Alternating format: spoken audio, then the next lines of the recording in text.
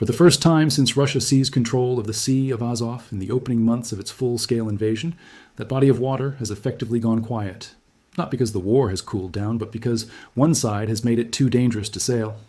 Over the past week and a half, a campaign of Ukrainian drone strikes has done something that years of sanctions, diplomatic pressure, and conventional military operations never managed to do. It has forced Moscow to shut down its own maritime trade route, in its own waters, along its own coastline. To understand why that matters, and why analysts are calling it a genuine turning point rather than just another headline from a 3-year-old war, you have to understand what the Sea of Azov actually is, what it has meant to Russia since 2022, and what it means to lose control of it, even temporarily. The Sea of Azov is a shallow, almost landlocked body of water tucked into the northern edge of the Black Sea basin, bordered by southern Russia on one side and by Russian-occupied Ukrainian territory on the other. It connects to the wider Black Sea, and from there to the rest of the world's oceans, through a single narrow passage, the Kerch Strait, the same stretch of water that separates occupied Crimea from mainland Russia, and that is spanned by the heavily fortified Kerch Bridge, a structure Ukraine has targeted more than once since the invasion began. On the opposite side of the Sea of Azov, a second critical route, the Don-Azov Canal, links the sea to Russia's internal river and canal network, allowing barges and smaller vessels to move grain, fuel, and other cargo deep into the Russian interior. Together, the Kerch Strait and the Don-Azov Canal are the only two doors in and out of the Sea of Azov. Close both, and everything inside is sealed off from everything outside. For most of the war, that sea was firmly in Russian hands, and it served several purposes at once. Militarily, it gave Russian forces a protected staging ground close to the front lines in southern Ukraine, a place where supply ships, fuel tankers, and support vessels could move without much fear of Ukrainian interference, since Ukraine's conventional navy was gutted early in the conflict and had almost no ability to project power into contested waters. Economically, the sea gave Russia a working export corridor that didn't depend entirely on the more exposed, more heavily monitored ports along the open Black Sea coast. And politically, control of the Sea of Azov was a tangible symbol of what Russia had taken. It linked occupied Crimea to Russia's mainland, and it linked Russian-occupied stretches of Ukraine's Azov coast, including the ruins of Mariupol, into a single, continuous zone of control stretching from Russian soil to the peninsula. Losing free use of that sea, even without losing a single square kilometer of the land around it, chips away at all three of those advantages simultaneously. What has changed the equation is not a shift in territory, but a shift in technology, and specifically in how Ukraine has chosen to use it. Ukraine, denied any realistic path to rebuilding a conventional navy capable of challenging Russia's Black Sea Fleet ship for ship, spent much of the war building something else instead, a force of long-range attack drones and naval strike drones cheap enough to produce in large numbers, precise enough to hit individual ships, and expendable enough that losing dozens of them in a single operation barely registers as a cost. That effort has been consolidated under Ukraine's unmanned systems forces, a branch stood up specifically to coordinate this kind of asymmetric drone warfare across land, sea, and air. Its commander, Robert Brovdy, better known by his call sign Magyar, has become one of the more visible military figures in Ukraine over the past year. Not because he commands large formations of troops in the traditional sense, but because the units under him have quietly reshaped how this war is being fought at sea. The numbers Brovdy has released over the past 2 weeks are, even accounting for the usual caveats about wartime claims being difficult to independently verify, striking. In the first 8 days of the campaign, Ukrainian forces reported hitting more than 100 Russian-linked vessels in the Sea of Azov. By the time international outlets picked up the story in earnest, that figure had climbed past 116 strikes over 9 days, according to Brovdy's own reporting, cited by CNN, among others. A few days after that, Newsweek reported an updated total of 136 vessels struck between July the 6th and July 15th, following a single overnight operation in which Brovdy said 20 additional Russian vessels were hit. Whatever the precise number turns out to be once the dust settles, and Reuters and other outlets have been careful to note that these figures come from a single interested party and have not been independently confirmed, the pattern is not in dispute. This is not one lucky strike or one symbolic operation. It is a sustained campaign, day after day, night after night, averaging out to roughly one hit on a Russian-linked vessel every 2 hours across more than a week of continuous operations. That kind of tempo, sustained over that length of time, against a target set spread across an entire sea, is not something you improvise. It reflects months, if not years, of quiet buildup in drone production, targeting infrastructure, and operational planning that only became visible to the outside world once Ukraine decided to switch it on its scale. The way these strikes have reportedly unfolded gives some sense of just how one-sided this new phase of the naval war has become.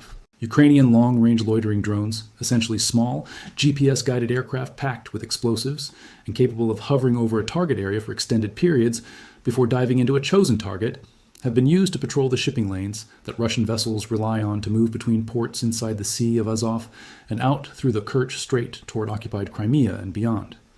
These are not warships being targeted for the most part. They are commercial tankers, many of them aging vessels with a carrying capacity of around 7,000 tons, slow-moving, poorly defended, and often part of what has become known as Russia's shadow fleet. A patchwork of tankers with murky ownership structures, flags of convenience, and falsified documentation, all designed to move sanctioned Russian oil and fuel products around the world, while obscuring their true origin and ownership from Western regulators. These ships were never built to survive combat. They were built to quietly slip through the gaps in the international sanctions regime, and until recently, that strategy worked reasonably well. Ukrainian drone operators appear to have identified this fleet as a soft, high-value target, and they have been methodically working through it. Accounts of individual strikes describe a now familiar pattern. Drones hover unseen above the dark water until they spot their target, then descend in waves, sometimes one after another in quick succession against the same vessel to ensure it is disabled rather than merely damaged. Satellite imagery the following morning has, on multiple occasions, shown smoke still rising from the hull of a stricken tanker hours after the attack, a visual record that Ukrainian officials have been quick to circulate alongside their official strike counts. This is warfare conducted largely at night, largely without direct human confrontation, and largely invisible to anyone not actively monitoring satellite feeds or vessel tracking data, which makes it easy to underestimate from the outside until you look at the aggregate effect. And the aggregate effect has been dramatic. Independent maritime tracking firms have been able to corroborate at least part of the story without relying on Ukrainian claims at all, simply by watching what commercial vessels are doing. Starboard Maritime Intelligence, which monitors the automatic identification system transponder signals that ships are required to broadcast for safety and navigation purposes, recorded a collapse in the number of active signals moving through the Sea of Azov. On July 6th, the firm tracked 196 vessel signals in the area. By the time reporters checked again roughly a week and a half later, that number had fallen to less than half its original level. Satellite imagery from the same period shows a visible behavioral shift among the ships that remain. Rather than transiting freely across the open sea, as they normally would, vessels have been clustering defensively near the eastern and southern exit routes, apparently trying to minimize their exposure to drone patrols by hugging the edges of the sea rather than crossing its middle.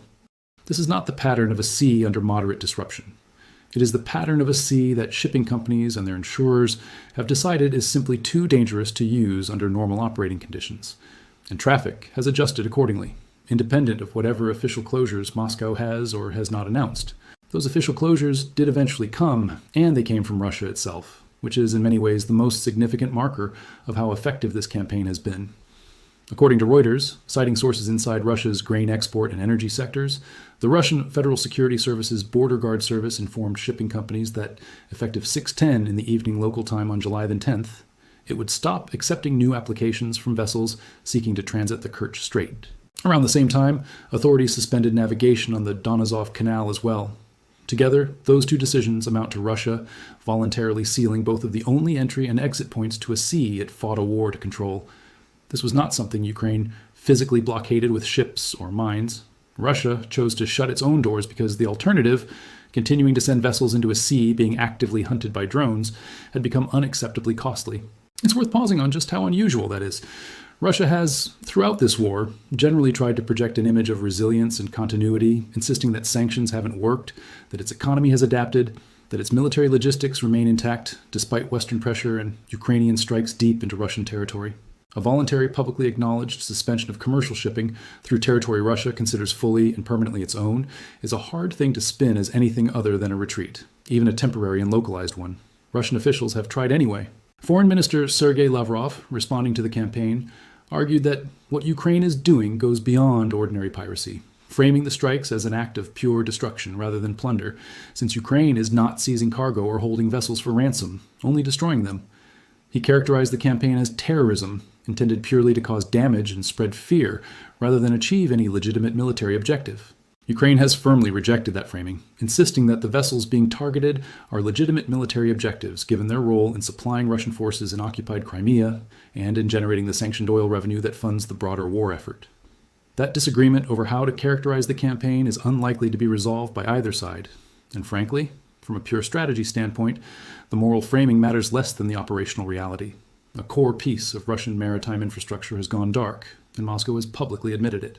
Russian officials have also pushed back on the idea that this disruption carries any serious economic consequence, arguing that the country retains the capacity to reroute its grain and fuel exports through other terminals along the open Black Sea coast, bypassing the Sea of Azov entirely.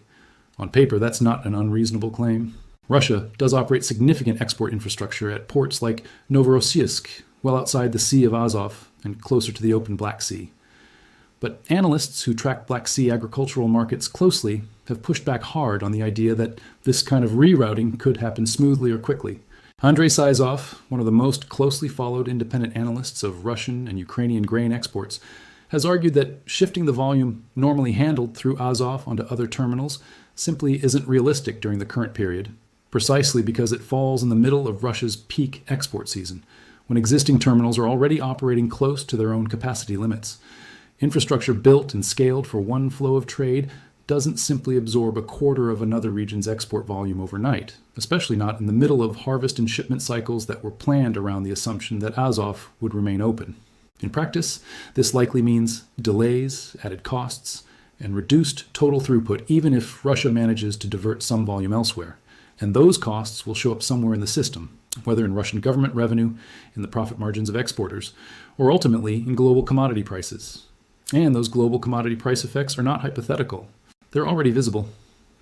According to the United States Department of Agriculture's Foreign Agricultural Service, Russia accounts for roughly 1/5 of all global grain exports, a scale that makes it one of the handful of countries whose harvest and export decisions can move world food prices on their own. Sizov's estimate that around a quarter of Russia's total wheat exports move through the Sea of Azov corridor gives some sense of just how much volume is tied up in the two choke points Ukraine has effectively closed. When news of the Kerch Strait and Don-Azov Canal suspensions spread through commodity trading circles, wheat futures on the Euronext exchange responded almost immediately, climbing by close to 4% and reaching their highest level in roughly 6 weeks. That's not a market shrugging off a minor disruption. That's a market pricing in genuine uncertainty about how much Russian wheat is actually going to reach international buyers on schedule, and by extension, what that means for global wheat supply heading into the back half of the year. Sunflower oil, another major export commodity that moves heavily through Black Sea and Azov seaports, faces similar exposure, though with somewhat less attention from international media than wheat has received so far. It's worth stepping back here to place this maritime campaign inside the broader arc of what Ukraine has been trying to do over the past year, because the Sea of Azov strikes did not emerge from nowhere. They represent the latest and arguably most consequential phase of a much longer effort to attack Russia's energy and logistics infrastructure using long-range drones, an effort that began well before this particular campaign made international headlines. Since around August of last year, Ukraine has been running a persistent campaign of drone strikes against Russian oil refineries deep inside Russian territory, hitting facilities that process the crude oil extracted from Russian fields into the gasoline, diesel, and other refined fuel products that keep both the Russian military and Russian civilian economy running. That refinery campaign has had a cumulative effect that took months to fully show up in daily Russian life, but has, by this point, become impossible to ignore. Reporting from independent Russian outlets operating outside the country, including Novaya Gazeta Europe, estimated in early July that fuel shortages tied to this refinery damage had spread to at least 78 of Russia's 83 federal regions, an extraordinary geographic footprint for what began as a series of scattered, isolated strikes against individual industrial sites. Energy analysts tracking Russian fuel markets, including researchers at the commodity intelligence firm Koppler, estimated around the same time that Russian gasoline production was running roughly 20% below what domestic demand actually required, with something like a third of the country's total refining capacity sitting offline due to accumulated unrepaired strike damage. Some of that lost capacity is temporary and will eventually come back online as repairs are completed. Some of it, particularly for more specialized or harder to replace equipment affected by precision strikes, may take considerably longer to restore, if it can be fully restored at all under current sanctions. On the specialized parts Russia would normally import to fix it, the Sea of Azov campaign is landing directly on top of that already strained energy system, which is part of why analysts consider its timing significant rather than coincidental. The Kerch Strait isn't just a wheat export route. It's also a critical corridor for moving refined fuel products, including supplies destined for occupied Crimea and for Russian military operations in southern Ukraine more broadly. Reports citing commodity intelligence sources have suggested that earlier strikes in the same general campaign damaged the central tank farm at the Kerch oil terminal, a facility that serves as a key routing hub for crude oil and refined products moving between the Sea of Azov region and broader Black Sea shipping routes. If that damage estimate holds up, it could represent the loss of several 100,000 barrels per day of handling and storage capacity at a single facility, layered directly on top of a national refining system that was already operating under serious stress before this particular strike happened. In other words, this isn't simply a story about wheat prices ticking up on a commodities exchange somewhere in Europe. It's a story about two parallel Ukrainian campaigns, one against Russian refining capacity and one against Russian maritime logistics, converging on the same geographic choke point at the same moment, each amplifying the disruptive effect of the other. The Washington-based Institute for the Study of War, one of the more closely watched independent research organizations tracking the day-to-day military and strategic dimensions of the conflict, has framed the Sea of Azov campaign as representing something more structurally significant than just another round of strikes in an already long war. Their assessment describes this as a new phase in Ukraine's broader effort to isolate occupied Crimea from Russia's wider logistics network, cutting off the peninsula's easiest and most direct maritime links to the Russian mainland. While simultaneously disrupting the seaborne shipping routes Russia relies on most heavily for two of its most economically and militarily significant categories of export: petroleum products and grain.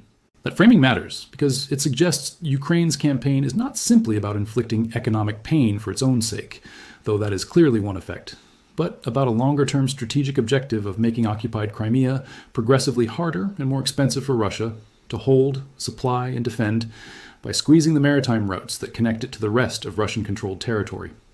Crimea has always occupied an unusual strategic position in this war. It is heavily fortified, symbolically important to the Kremlin as the first major territorial prize of Russia's post-2014 aggression against Ukraine, and yet also geographically somewhat isolated, connected to mainland Russia primarily by the Kerch Bridge and by exactly the kind of maritime shipping lanes now under sustained drone attack. If Ukraine can make it consistently difficult and expensive to move military and civilian supplies into Crimea by sea, even without retaking a single meter of the peninsula itself, that pressure compounds over time in ways that are hard for Russia to simply absorb or ignore. The human dimension of this campaign, while less prominent in most of the coverage than the economic and strategic analysis, hasn't been entirely absent either. Russian regional officials have reported at least one fatality connected to the strikes. Yuri Slyusar, the governor of Russia's Rostov region, which borders the Sea of Azov and includes the Taganrog Bay area where some of the more intense strikes have taken place, said that 4 vessels operating in that bay, including a tanker carrying methanol, a highly flammable and hazardous industrial chemical, were struck by Ukrainian drones overnight during one particularly active stretch of the campaign. Russian authorities described the damage to those 4 vessels as minor overall, but confirmed that 1 person was killed in the incident. Ukraine has not commented on that specific claim, which is fairly typical of how this conflict's maritime strikes tend to be reported.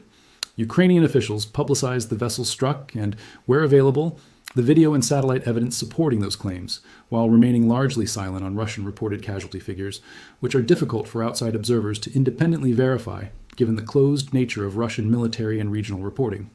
There are also signs that Ukraine's targeting has, at least in isolated cases, begun to extend attention beyond the Sea of Azov itself and into the wider Black Sea shipping environment surrounding Russian-controlled ports.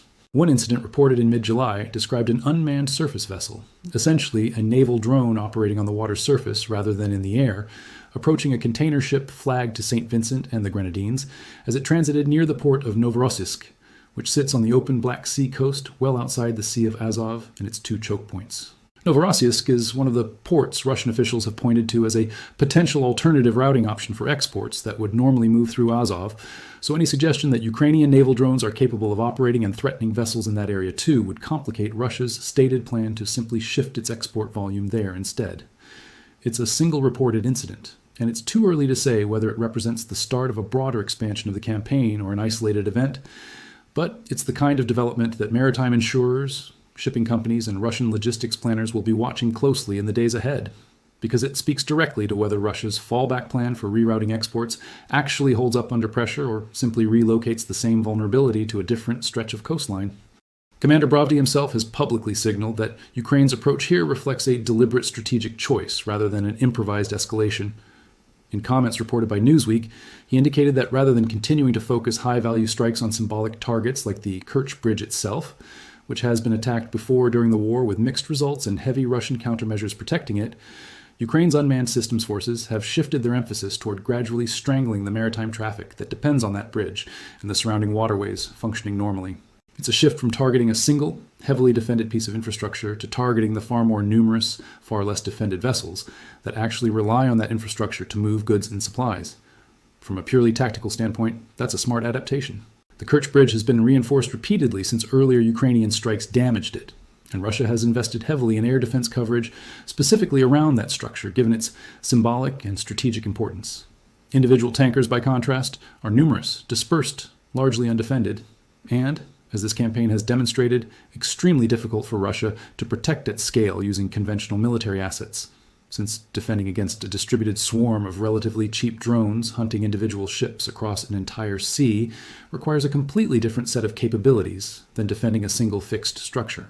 That asymmetry, cheap Ukrainian drones against expensive, difficult-to-replace Russian ships and infrastructure, is really the underlying story of how this entire campaign became possible in the first place, and it fits a pattern that has defined much of the innovation on Ukraine's side throughout this war. Denied the industrial capacity to match Russia in traditional categories of military hardware, whether that's tanks, aircraft, or large naval vessels, Ukraine has repeatedly found ways to offset that disadvantage by developing large numbers of comparatively cheap, expendable unmanned systems and using them creatively against targets that traditional military doctrine might not have prioritized as heavily.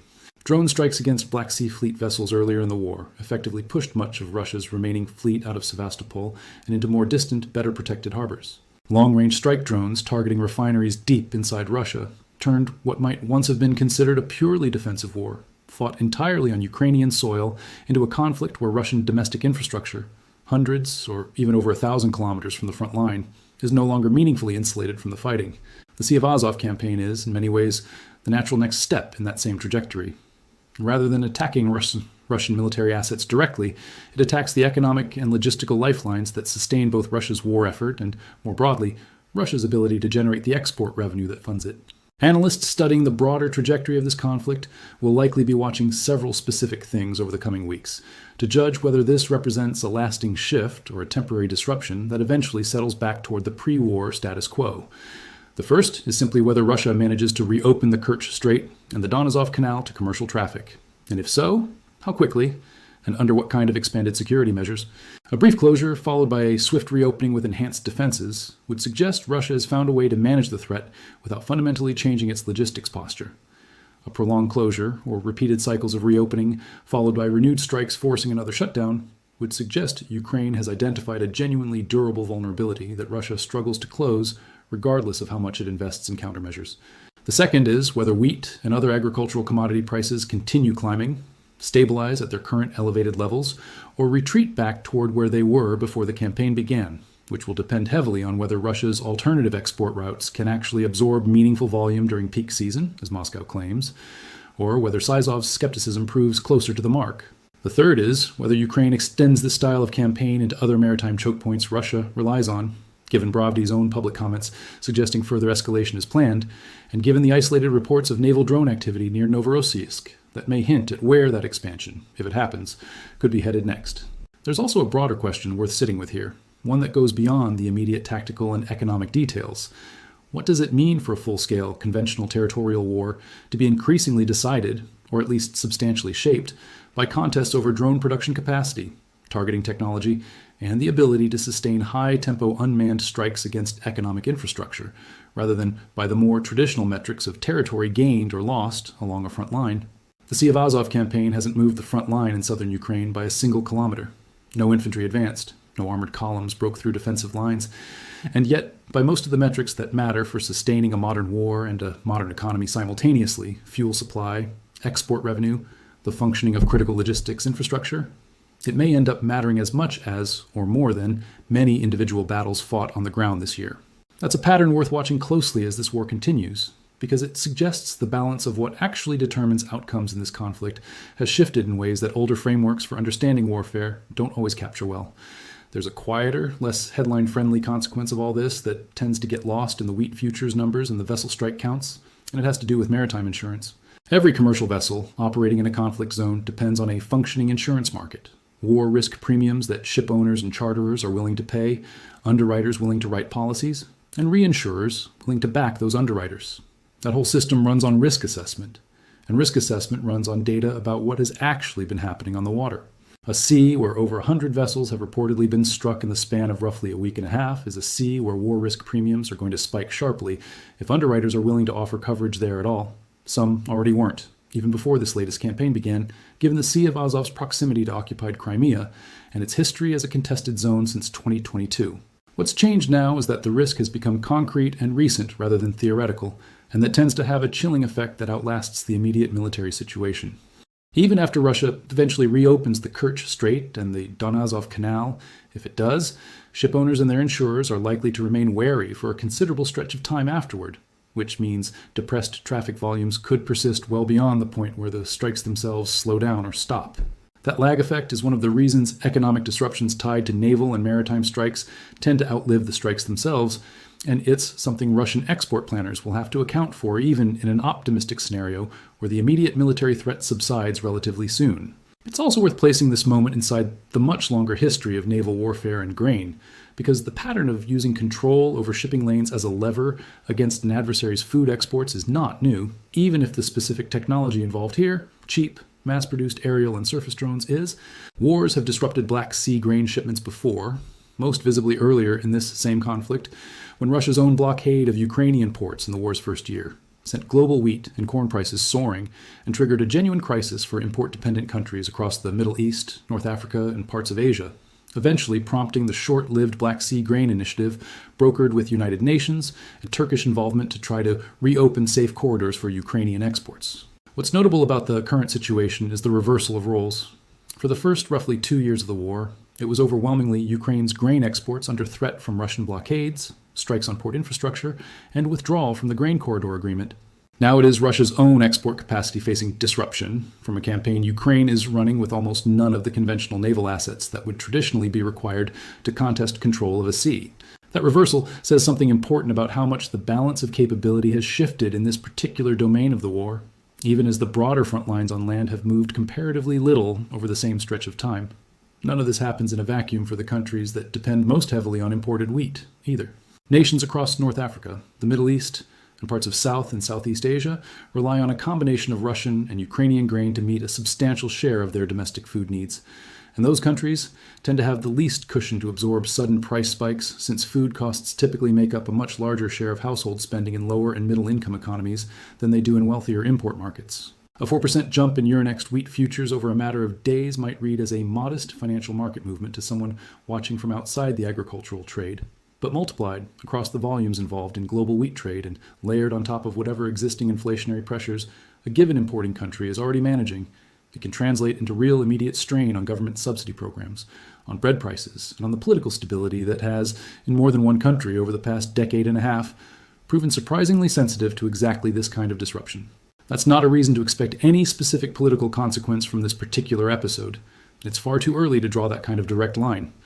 But it is a reminder that a drone campaign fought at night over a relatively small, regionally obscure sea between Russia and occupied Ukrainian territory doesn't stay contained to that sea. It ripples outward through commodity markets, shipping insurance, and household grocery bills in countries that have no direct stake in the underlying territorial conflict at all, which is really the defining feature of modern economic warfare. The target and the casualty are very rarely the same thing. For now, the immediate reality is straightforward enough to state plainly. A sea that Russia has controlled and relied upon since the earliest months of its full-scale invasion has gone effectively dark for commercial shipping. Sealed off not by an enemy blockade in the conventional sense, but by Russia's own decision that continuing to send vessels into contested waters had become too costly to sustain. Wheat markets thousands of kilometers away are already responding to that reality. Russian regional officials are reporting casualties from strikes on their own coastline, and a Ukrainian military branch that barely existed in its current form a few years ago has, through a sustained campaign averaging a strike roughly every 2 hours over more than a week, demonstrated that even a country without a meaningful conventional navy can impose real, measurable costs on one of the world's largest maritime and energy powers, simply by making the water itself too dangerous to use. Whether this particular campaign proves to be a temporary disruption or the opening chapter of a longer, more permanent transformation in how this war is fought and sustained is a question that will only be answered in the weeks and months ahead, as both sides adapt to a battlefield that increasingly extends far beyond the trenches of eastern and southern Ukraine and into the shipping lanes, refineries, and commodity exchanges that keep the wider war economy running on both sides.